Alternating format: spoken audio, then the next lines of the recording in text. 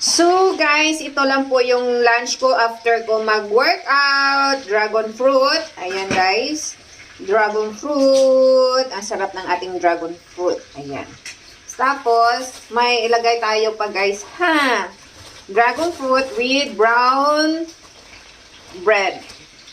Ayan. Brown bread lang yan na siya guys. Ayan. Brown bread din siya. Ang ilagay ni Shalala. Ayan. Oh.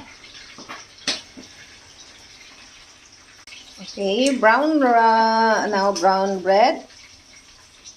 Tapos yung atay ng manok natin, guys. Ayan. Ang sarap-sarap.